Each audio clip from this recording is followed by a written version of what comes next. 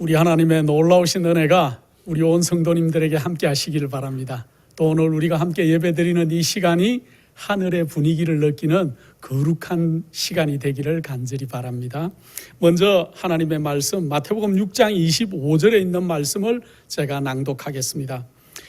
그러므로 내가 너희에게 이르노니 목숨을 위하여 무엇을 먹을까 무엇을 마실까 몸을 위하여 무엇을 입을까 염려하지 말라.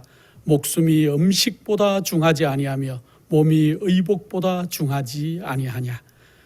우리 예수님께서 마태복음 5장과 6장과 7장에 산상에서 이렇게 말씀을 직접적으로 그렇게 하늘이 어떤 나라인지 또 하나님의 사람들은 어떻게 이 땅에 살아가야 되는지 또 하늘에 참으로 이 가고자 하는 자들이 어떻게 이 땅에서 아름다움을 드러내야 될지를 그렇게 사람들에게 설명해 주고 계시는 것들을 우리가 알 수 있는데, 여러분들에게 마태복음 5장과 4장부터 읽으면 훨씬 더 은혜가 있습니다. 4장과 5장과 6장과 7장을 권해드립니다. 하나님께서 이 땅에 그 아들을 보내시고 그 아들이 직접 하늘의 사상을 설교해 준 것들이니까 여러분들이 어느 목사님, 어느 설교자가 하는 그러한 말보다는 마태복음 4장, 5장, 6장, 7장에 있는 특별히 5장부터 시작하는 8, 8가지 복에 대한 말씀부터 시작해서 들리는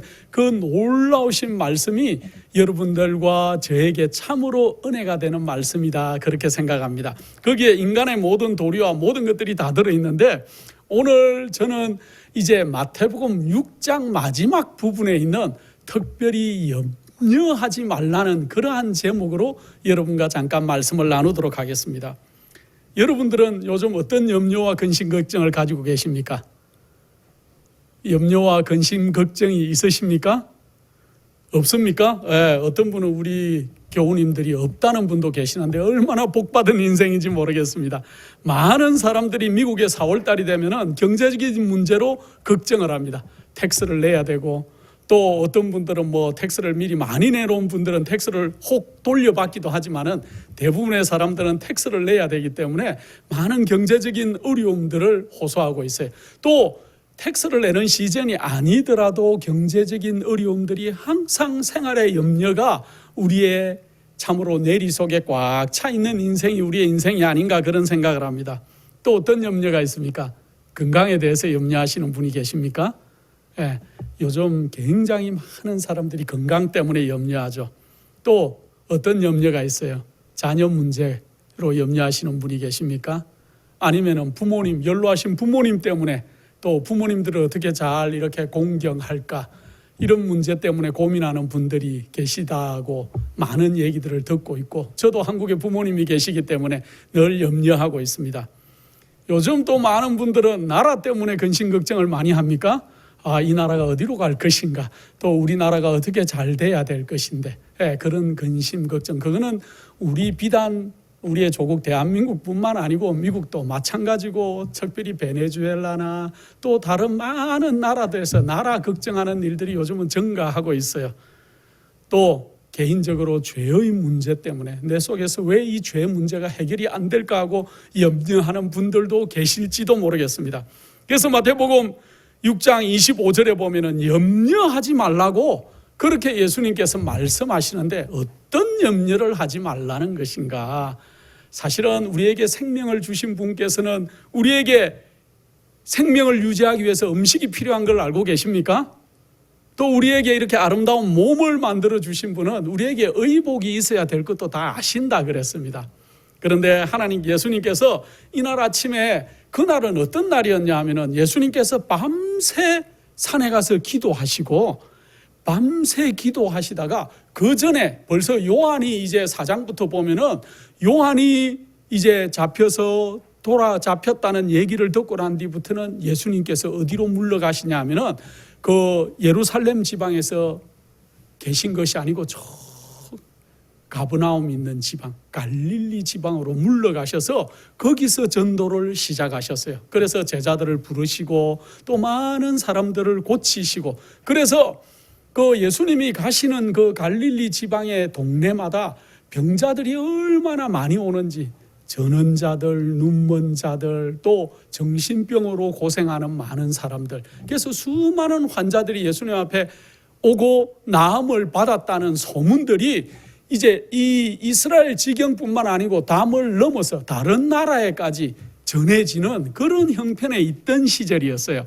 그런데 밤낮에는 치료하시고 말씀을 가르치던 예수님이 그날 밤에는 어느 날 한날 밤 밤새 기도하시고, 밤새 산에 가서 조용한 곳에서 기도하시고, 그날 새벽에 이제 드디어 이 제자들에게 하늘나라를 내가 잘 설명해 줘도 되겠다 하고는 자기를 따르던 그 베드로와 안드레와 야고보, 요한뿐만 아니고 제자들에게, 그들에게 아침에 하늘의 안수를 하시고, 하늘의 사상을 얘기해 주시고, 이제 아침 일찍 바닷가로 내려오셨어요. 그랬는데 산에 계시던 예수님이 제자들과 함께 아침 일찍 바닷가 쪽으로 내려왔는데, 그때 벌써 많은 사람들이 환자를 데리고 와 있었다 그랬어요. 환자들과 또 예수님의 그 놀라운 말씀을 그들이 듣기를 원해서 모인 많은 무리들이 벌써 예수님을 기다리고 있었어요. 그래서 예수님이 그 바닷가에서는 이 말씀을 해주기가 장소가 너무 협소해서 그들을 데리고 다시 야트막한 산 위로 올라가신 것 같습니다. 그래서 산 위에 편편한 좀 넓은 자리에 예수님이 앉으시고, 또 그 제자들이 뒤에 둘러 앉고, 또 많은 사람들이 앉고, 뒤에서는 예수님이 잘 안 보이는 어떤 사람들은 서고, 아마 그랬겠죠. 그렇게 하면서 예수님의 말씀을 듣기 시작하는데, 예수님이 이제 말씀을 이렇게 여러 가지를 하시다가 이제 6장 마지막 점에 와가지고 이렇게 말씀하십니다. 그때 당시에 그 산 옆에서 새들이 아름답게 노래를 부르고 있었는데, 예수님이 그 새들을 보시면서 말씀을 하시지요. 저 새들은 어떻게 했다? 심지도 않고 거두지도 않지만은 하나님께서 그들을 먹이시고 입히신다는 거죠. 그런데 너희는 이 새들보다도 귀하지 않냐 하고 얘기를 하고 있어요. 그러면서 염려하지 말라고 하는 겁니다. 참 새들이 여러분들 많이 지저길 때 참 행복하죠. 저도 이제 창문을 열고 자는 습관이 있기 때문에 창문을 열고 제가 잠을 자면은 그 정한 시간이 되면은 어떻게 그렇게 저희 집 주위에 나무가 많기 때문에 새들이 얼마나 아름답게 지저귀는지요. 그 새소리에 제가 잠을 깨곤 합니다. 얼마나 새소리가 좋은지 모르겠어요. 이 아름답게 만든 새들을 누가 먹이는 것도 아니고 입히는 것도 아니지만은 우리 천부께서 다 하신다는 거죠. 참새 한 마리도 예수님 몰래 떨어지는 일이었고, 영감의 글에 보면 이렇게 좋은 말이 있어요. 그분 몰래 아무도 머리 숙여 기도할 수가 없다. 우리 예수님께서는 모든 사람의 기도를 아시고 들으신다는 얘기죠. 그분께서는 어느 곳에서나 우리와 함께 계시기 때문이다. 그러므로 흘러내리는 괴로운 눈물 한 방울 한 방울을 우리 예수님께서는 다 주시하신다 그랬습니다. 그분께서는 언제나 당신을 의지하는 사람들을 결코 버리지 않으신다고 얘기하고 있습니다. 그래서 여러분들 속에 어떤 염려가 있으십니까? 우리 예수님께서는 여러분들을 참새보다 귀하게 여기신다고 얘기하고 있으니까 우리 주님 앞으로 나아오시기 바랍니다. 또 그 아침에 언덕에 이제 새소리만 들린 게 아니고 우리 주님께서 이렇게 쫙 바라보니까 그 언덕에 이름 모를 꽃들과 아름다운 백합꽃이 그렇게 피어 있는, 그래서 아침 이슬을 머금고, 여러분들은 아침에 나가보면 신선하죠. 아침에 나가서 이슬을 내린 그 아침이 참 신선하다는 걸 많이 느끼는데, 제가 아침마다 이렇게 나가서 차를 시동을 걸기 전에 이렇게 보면은 잔디밭에 이슬이 쫙 내려 있고 온 세상이 깨끗한 것 같아요. 그런데 그때 이슬 맞아서 생기를 머금고 있는 꽃들을 가리키면서 우리 예수님이 이렇게 말씀하십니다. 들의 백합화가 어떻게 자라는지 생각해보라. 그렇게 하시면서 이 어떤 사람들은, 미술가들이 이 백합이나 꽃들을 예쁘게 그려놓은 것들이 있습니까? 옛날에 뭐 정확한지 모르겠습니다만은 옛날에 솔거라는 화가가 이렇게 절의 벽인가 어딘가에 그려놨더니만 너무 그게 진짜 같아서 새가 와서 이렇게 부딪혀서 죽었다는 얘기를 제가 뭐 얼핏 들은 적은 있습니다만은, 좋은 화가들이 아름다운 꽃을 정말 진짜같이 그릴 수는 있지만은 아무리 잘 그리는 화가도 그 꽃들의 생명을 불어넣을 수 있습니까? 생명은 불어넣을 수가 없지요. 그러나 우리 하나님께서 이 꽃들 하나하나도 정말로 아름답게, 어떤 임금 솔로몬의 영광보다도 더 아름답다고 얘기를 하죠. 솔로몬을 저희가 못 봤으니까요. 그러나 그가 몇 명의 후궁이 있었다고요? 빈과 후궁이 1000명이었다고 그러죠. 예. 그 정도 될 정도면 이 땅의 영화라는 영화는 그가 지혜도 많았고, 예, 영화는 다 봤겠지만 솔로몬이 입었던 그 옷도 이 백합 한 송이만은 못하겠다고 얘기하니까, 그래서 이 6장 30절에 이렇게 해놨습니다. 오늘 있다가 내일 아궁이에 던지우는 덜풀도 하나님이 이렇게 입히시거든 하물며 너희일까 보냐. 그 뒤에 말이 더 중요해요. 믿음이 적은 자들아. 예수님께서 하고 싶은 말은 뭐였어요? 다 입히신다는 말도 중요하지만은 믿음이 적은 자들아. 그러니까 우리에게 뭘 하라는 겁니까? 믿음을 행사하라는 거예요. 그래서 이 천연계를 운행하시는 그러한 이 놀라운 하나님의 능력이 이 적은 꽃과 참새 한 마리도 놀랍도록 보호하시고 입히시고 아름답게 하시는데, 여러분과 저는 이 참새나 백합보다도 우리 하나님이 귀하게 여기신다는 거죠. 우리가 천연계를 보면은 정말 놀라운 것 같습니다. 여러분들 그 천체에 관심이 많으시죠? 우리 교회에 있는 우리 여선생님 천체를 아주 연구하기를 좋아하셨다, 그런 말씀을 제가 지지난주에 들은 것 같은데, 이 하늘에 이 천체를 운행하는 걸 보면은 너무 놀라워요. 여러분들, 우리가 살고 있는 은하계 이름이 뭐라 그럽니까? 밀키웨이라 그래요. 영어로는 밀키웨이, 한국말로는 뭐예요? 은하수라 그러죠. 은하수. 왜 은하수라 그럽니까? 은빛 강처럼 보인다고. 예, 은빛 강처럼 별들이 쫙 있다고 은하수라 그러고, 우리 순수한 한국말로는 미리네라 그래요. 그걸 미리네라. 그런데 영어로는 그걸 밀키웨이라 그럽니다. 왜 밀키웨이라 그럴까요? 밀키웨이 말 그대로 하면은 애기들이 먹는 젖처럼 그 하늘의 별들이 뿌옇게 그렇게 쫙 보인다고 해가지고 우리는 영어로 그걸 밀키웨이라 그러는데, 여러분들 우리가 사는 은하계의 지름이 얼마나 되는지 아십니까? 우리가 살고 있는 이 은하계, 우리가 속해 있는 이 은하계의 지름이 10만 광년이래요. 지름이 10만 광년. 여러분들 몇 살 사십니까? 100살도 잘 못 살지 않습니까? 근데 10만 년. 근데 광년이라는 것은 빛이 얼마나 빠르냐면 1초에 지구를 7바퀴 반을 돌아요. 그렇게 빛이 빠른데 번쩍하면 7바퀴 반을 1초 하면 도는데, 그 속력으로 1년을 날아가야 그걸 1광년이라 그래요. 그런데 그게 1광년인데 10만 광년이니까 그 빛이 10만 년을 날아가야 된다는 거죠. 그러니 이 우리 은하계 하나의 넓이가 얼마나 큰지 도대체 이해를 할 수가 없겠지요. 자, 그런데 네이처라는 여러분들 천연잡 매거진이 있죠. 네이처라는 천연계에 관한 그러한 것들을 많이 발표하는 네이처라는 잡지에 1996년에 이런 은하계, 이렇게 큰 은하계들이 몇 개 있다고 얘기하냐면 1200억 개가 있을 것이라고 1996년에 얘기했어요.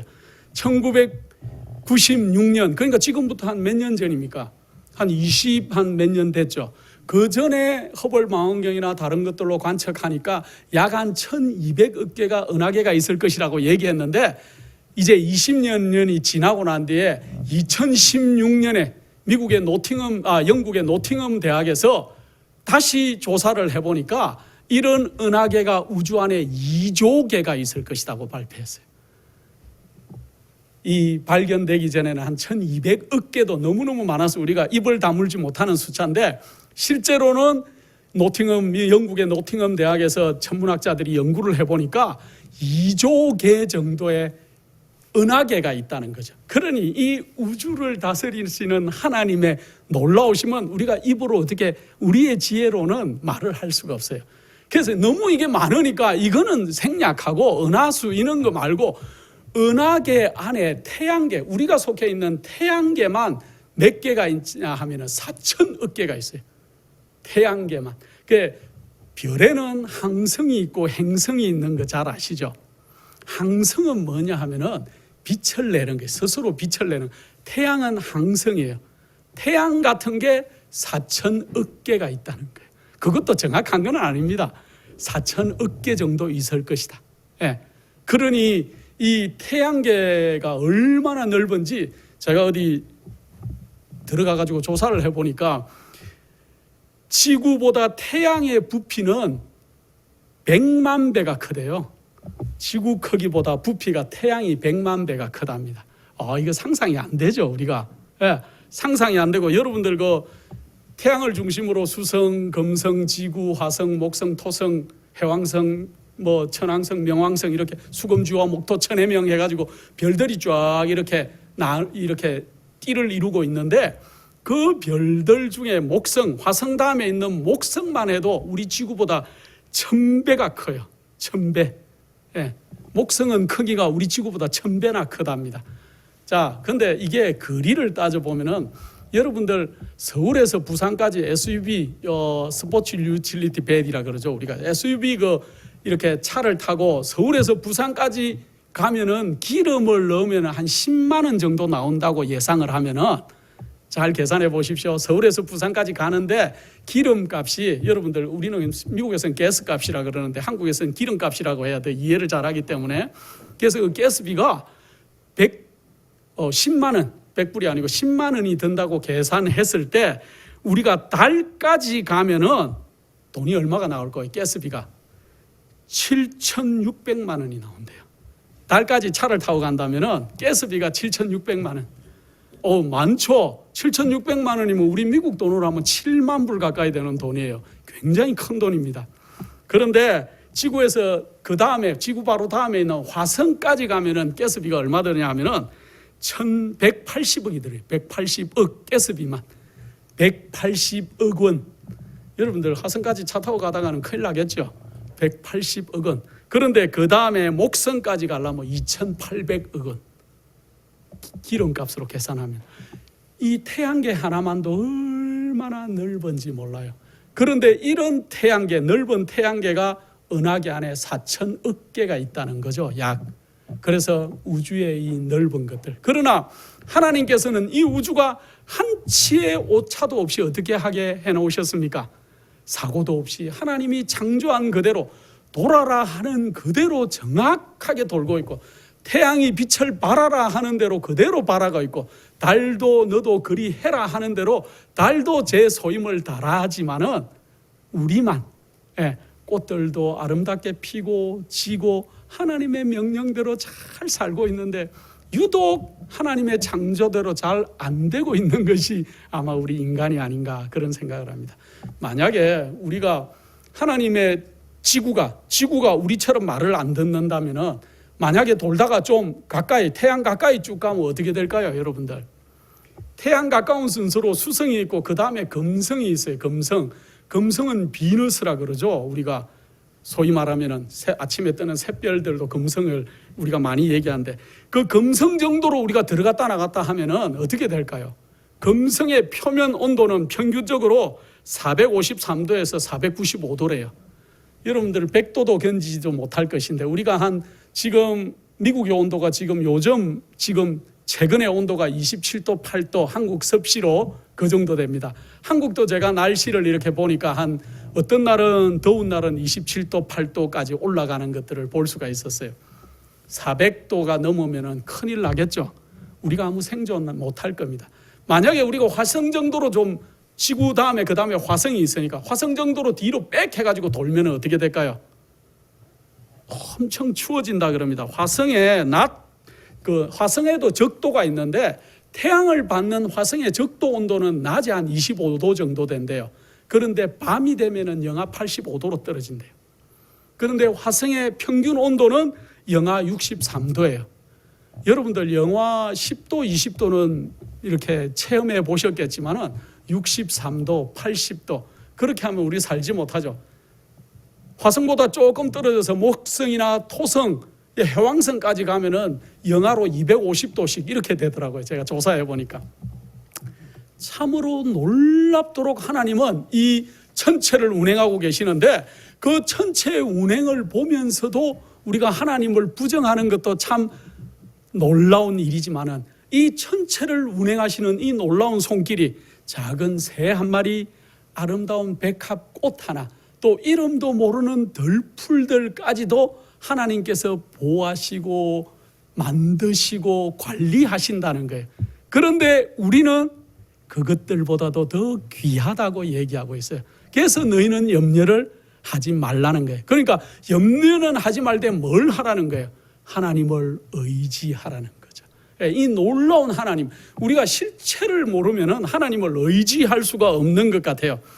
하나님께서는 백합의 꽃잎 위에 그대를 위한 기별을 불신과 이기심과 해로운 근심을 버릴 때만 읽을 수 있도록 그렇게 기록해 두셨다 그럽니다.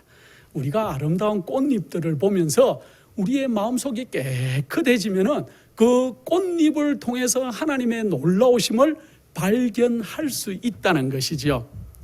그래서 아버지의 마음에 흘러넘치는 사랑이 아니라면 어떻게 그분께서 생애의 여정을 밝게 또 즐겁게 해주는 노래하는 새들과 피어나는 꽃들을 주시겠는가 하고 얘기하고 있습니다.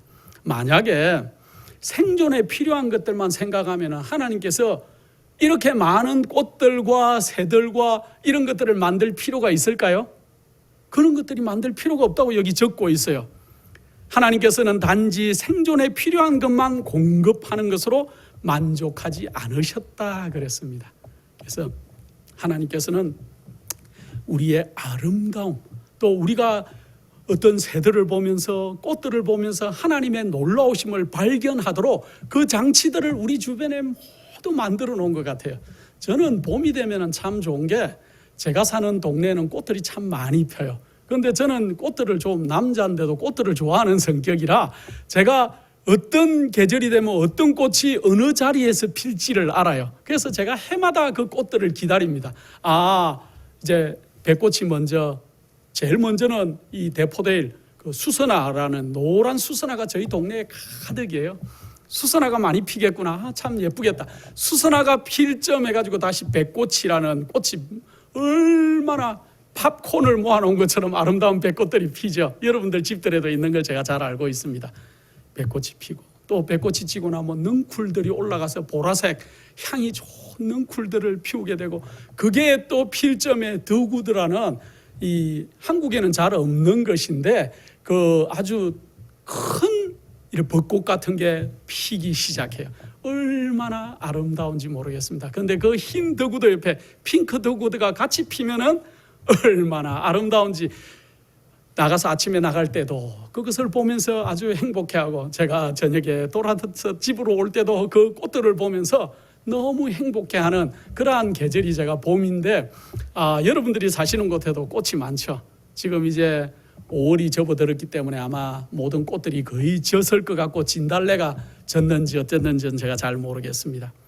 하나님께서는 당신을 향한, 그대를 향한 당신의 애틋한 마음을 알려주시기 위해서 땅과 공중과 하늘을 아름다운 것으로 채우셨다 그랬습니다. 모든 피조물의 아름다움은 그분의 영광의 빛을 반사하는 것이다 그랬습니다. 그래서 우리가 꽃을 보고 새들을 보고 아름다운 날씨와 또 아름다운 천연의 모습들을 보면서 뭘 생각하라는 겁니까? 이것들을 만드신 분이 계시다는 거예요.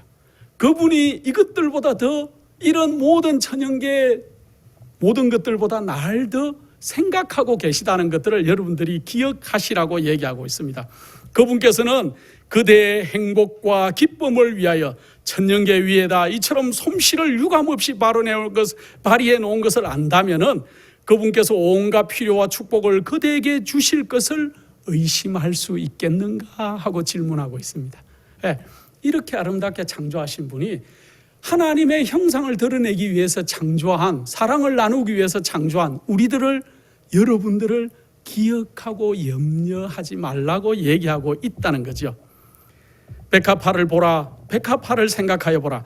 햇빛을 향하여 꽃잎을 펼치는 꽃들도 모두 별을 움직이시는 바로 그 법칙에 순종한다 그랬습니다.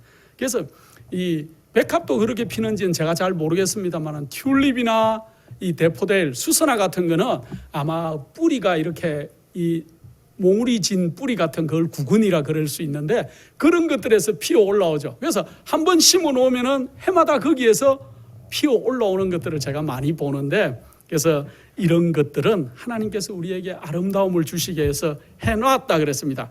꽃을 통하여 하나님께서는 우리로 하여금 그리스도와 같은 품성의 아름다움을 생각하게 하신다. 꽃을 그처럼 아름답게 하신 하나님께서는 사람이 그리스도의 품성의 아름다움으로 옷 입기를 덥이 바라신다. 꽃을 이렇게 아름답게 창조하신 분이 꽃만 아름답게 그의 아름다움을 드러내면서 하나님을 찬양하는 것이 아니고 특별히 우리 사람들이 이 꽃처럼 아름답게 창조하신 목적 그대로 좀 이 땅에서 살아서 하나님이 어떤 분인지를 좀 드러내기를 원하신다 그랬습니다. 예수님께서는 백합화가 어떻게 자라는지, 다시 말해서 그 식물이 어떻게 어둡고 차갑고 어두운 땅에서 또 강바닥의 진흙에서 피어올라 아름다움을 나타내고 향기를 풍기는지 생각해 보라고 말씀하신다. 누가 백합화에 거친 갈색 구근에서 아름다움을 볼 수 있으리라고 생각하겠는가? 그러나 그 안에 감춰진 하나님의 생명이 그분의 부르심을 받고 비와 햇빛 속에서 피어날 때 사람들은 그 우아함과 아름다움을 보고 감탄한다 그랬어요. 하나님께서도 우리 안에 백합화와 같은 아름다움을 창조해 놓으셨고, 우리도 이 꽃들만 아름답게 피어나라는 게 아니고 그 아주 진흙바닥에서 연꽃이 아름답게 피어올라서 꽃을 이렇게 피우듯이 그렇게만 하라는 게 아니고, 우리가 비록 이 땅의 죄악 가운데 뿌리를 내리고 살고 있지만은 우리도 꽃들처럼 아름답게 어떻게 하라고요? 피어나기를 원하신다는 거예요. 그래서 여러분들이 하나님께 참으로 부침받고 하나님의 아름다움을 세상에 드러내는 사람들이면 좋겠습니다. 이와 같이 하나님의 생명은 비와 햇빛처럼 만인에게 주시는 무상의 축복이 되는 그분의 은혜의 봉사 사업에 헌신하는 사람들을 통하여도 피어날 것이다. 그래서 우리가 하나님께 우리 마음을 바치기만 하면은 그러한 사람들을 통해서 꽃의 아름다움처럼 우리도 이렇게 세상에 아름답게 하나님의 모든 것들을 전달해 주는 자들이 될 수 있다는 것이지요. 하나님의 법은 사랑의 법이다. 그분께서는 그대가 세상에 있게 된 것은 단지 자신을 위해서만 탐구하고 땅을 파고 집을 짓고 수고하고 길삼하기 위해서가 아니라 꽃처럼 그리스도의 사랑으로 밝고 즐겁고 아름다운 삶으로서 사랑의 봉사를 통해 다른 사람들의 생애를 즐겁게 해주기 위한 목적도 있음을 가르쳐 주시기 위해 그대를 아름다움으로 두르신다 그랬습니다. 우리가 이 땅에 태어나서 사는 것이 우리가 우리의 만족만을 위해서 집 짓고 땅 갈고 사업하고 그렇게 하라고 우리 인생을 두신 것이 아니고, 우리의 인생이 아름답게 좀 그렇게 하나님의 사업을 위해서 하나님의 일을 위해서 아름답게 우리가 봉사할 때 우리를 통해서 하나님이 영광을 받으시겠다는 거죠. 그래서 여기 보면은 아버지와 어머니들이여 자녀들로 하여금 꽃에서 교훈을 얻게 해라 그랬어요. 우리 자녀들이 하나님을 어떻게 알아가면 좋을까요? 특별히 하나님께서는 꽃과 나무와 새들과 또 천연계 가운데서 그러한 아름다움을 자꾸 하나님과 비교해서 가르치라고 얘기하고 있어요. 많은 부모님들이 내 아이를 어떻게 좀 가르칠까요? 하고 고민하는 분들이 많이 있어요. 내 아이를 어떻게 하면 올바른 그리스도인으로 성장시킬까요? 이 말을 참조하시면 좋겠습니다. 그들을 정은과 들과 잎이 무성한 나무 아래로 데리고 가서 천연계에서 하나님의 사랑의 기별을 읽도록 가르쳐주라. 하나님을 새와 꽃과 나무와 관련지어 생각하게 하라. 자녀들로 하여금 온갖 즐겁고 아름다운 것에서 그들을 위한 하나님의 사랑의 표현을 보게 해라. 그랬어요. 우리가 자녀들을 어리면 어릴수록 많은 곳으로 데리고 다니는 게 좋은데, 특별히 뭐 막 로봇가 있는 그런 곳을 데리고 가는 것도 물론 흥미가 있겠죠. 많은 꽃이 많고 천연계 나무나 자연 가운데로 가서 그 나무들을 여러분들이 배운 대로 설명해 주고 또 그 꽃들의 색깔들과 만져보고 향기를 맡게 하는 그런 많은 자연 활동을 통해서 이것들을 만드신 하나님을 소개하는 것이 참으로 좋은 그러한 일들이라는 것들을 그렇게 생각해 보면 참 좋겠습니다. 그 다음에 또 중요한 게 있어요. 스스로 즐거운 신앙생활을 하여 그들도 신앙을 가지게 해라 그랬어요. 이게 무슨 말입니까?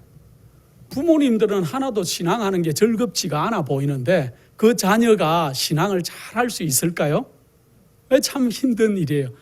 그래서 여러분들이 먼저 정말 내가 하나님을 만난 이 신앙을 하는 모습이 너무 좋구나, 즐겁구나, 행복하구나 하는 걸 자녀들에게 보이면은 그 자녀들이 당연히 부모님을 닮을 거예요. 여러분들이 제일 하지 말아야 되는 게 뭔지 아십니까? 교회 갔다 와서 밥상머리에서 아이들이 있는데 교회 사람들 비판하는 거예요. 오늘 목사님 설교가 좀 그랬지? 그 사람은 뭐 옷을 왜 그렇게 입고 와서? 그 사람은 왜 그렇게 교회에서도 짜증을 내? 만약에 여러분들이 이런 말을 한 번이라도 아이들이 있는 데서 했다 하면은 그 아이들은 신앙을 절대로 따라하지는 않을 겁니다. 교회 갔다 오면은 저렇게 나쁜 소리를 하는구나. 그런 말들을 듣지 않겠습니까? 그래서 여러분들이 내 아이가 좋은 신앙인으로 자라기를 원하거든 아이들이 있는 앞에서 남들에 대한 얘기를 절대로 하면 안 돼요. 그 다음에 또 안 해야 될 것은 여러분들이 비평하거나 불평하거나 짜증을 내거나 하는 일들을 아이들에게 보이면은 아이들은 신앙이 아름답지 않다고 생각할 것입니다. 그래서 어떤 아이들이 공부 잘하기를 원하는데 부모님이 맨날 앉아서 딴짓하고 있으면 그 아이가 공부 잘할까요? 어떤 미국에 아주 굉장히 제가 성함을 얘기하기는 뭐합니다만은 미국에 아주 높은 자리에까지 오른 우리 대한민국에 있는 그러한 높은 분이 계셨어요. 그런데 그분이 어떻게 공부했는지 제가 한번 본 적이 있는데 그 어머니 아버지가 늘 그 아이들과 함께 책을 보고 있었대요. 그래서 아이들이 엄마 아버지가 책을 보고 있으니까 다른 게 할 게 없어요. 자기들도 책을 꺼내와서 책을 보는 습관들이 길러졌다는 얘기를 듣고 참 좋은 교육이었다 그런 생각을 했는데 신앙도 마찬가지예요.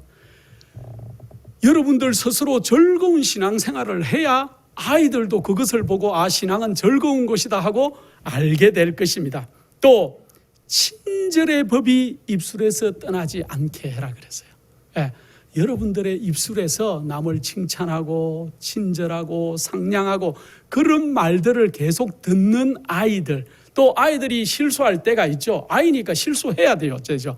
그때 여러분들이 아주 좋은 말로 감싸주는 그 아이들이 앞으로 좋은 신앙인이 되겠다는 거죠. 그래서 우리가 아이가 신앙 잘했으면 좋겠습니다, 내 아이가 막 이랬으면 좋겠습니다 하거든 먼저 여러분들이 또 저희가 먼저 그렇게 되면은 아이들이 자라서 신앙을 떠나지 않을 것 같아요.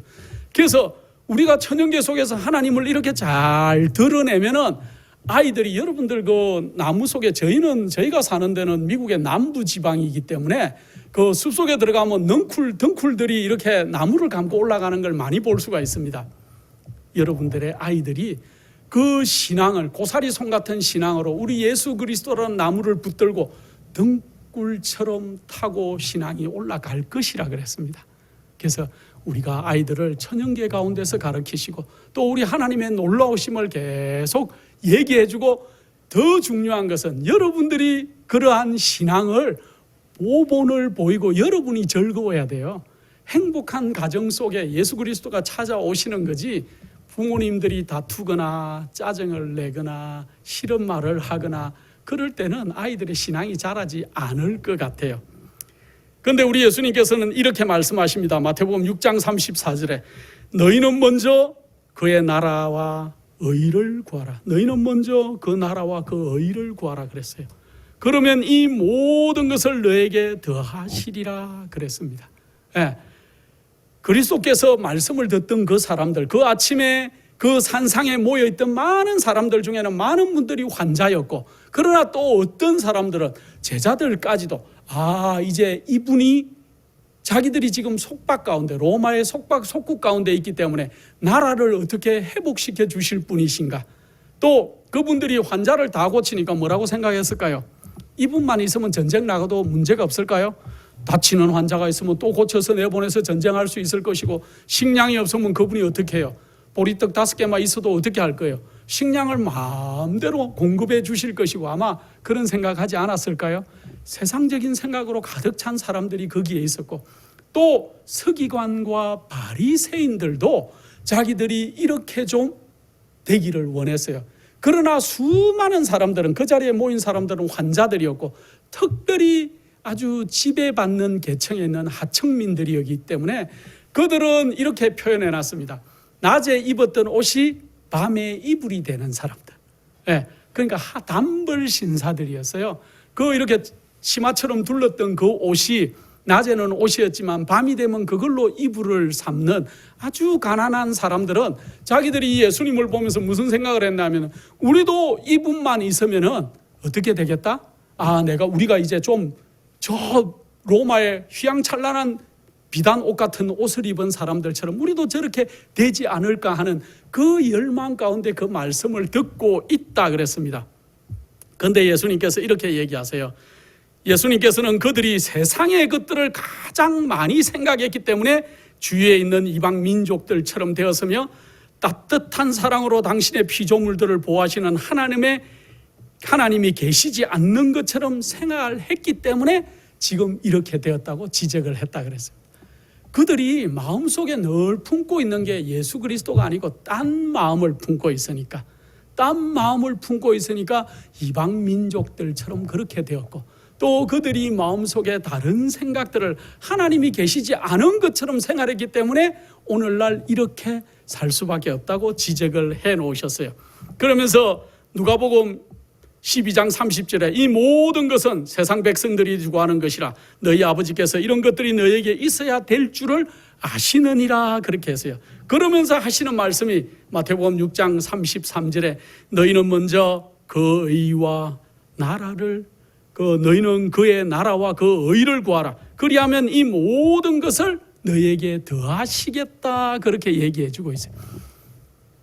이 물질적인 축복도 나라가 다른 나라보다 잘 되는 이런 것들뿐이 문제가 아니고 너희는 먼저 그의 나라와 그의 의를 구하라고 그렇게 했어요.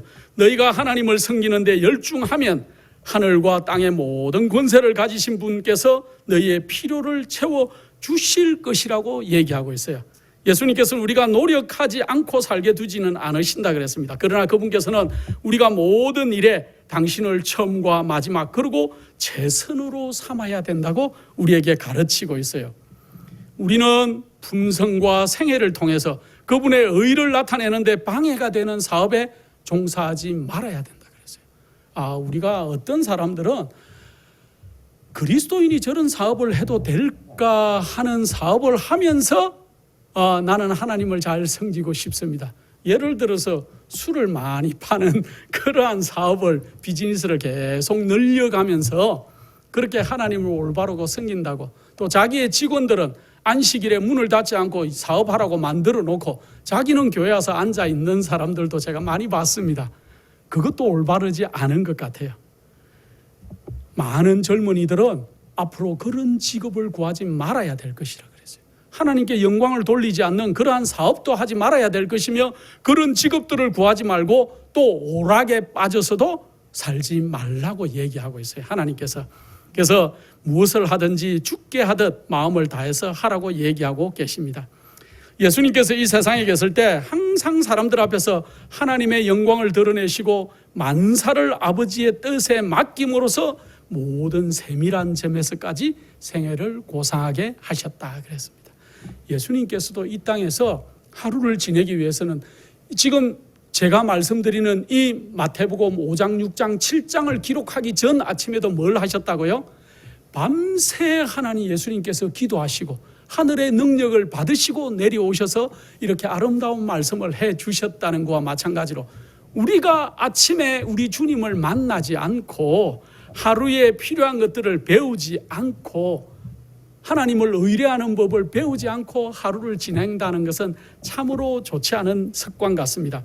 하나님께서는 아무리 연약한 영혼이라도 당신께 도움을 청하러 돌아오면 영원한 팔로 감싸 안아 주신다 그랬습니다.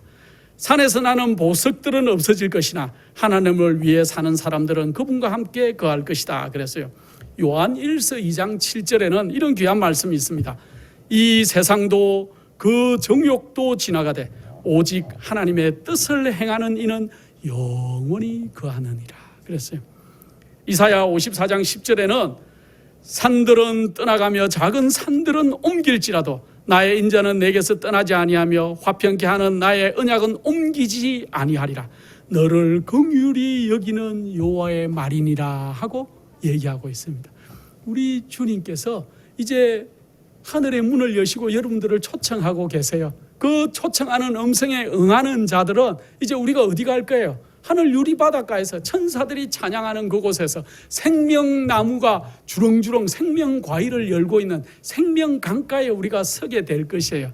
그날을 바라는 자들은 먼저 너희는 어떻게 하라고요? 그의 나라, 그의 의를 구하라고 얘기하고 있습니다. 세상의 염려와 내가 뭘 먹을까, 뭘 입을까 그런 하찮은 생각에서 좀 벗어나라고 얘기하고 있어요.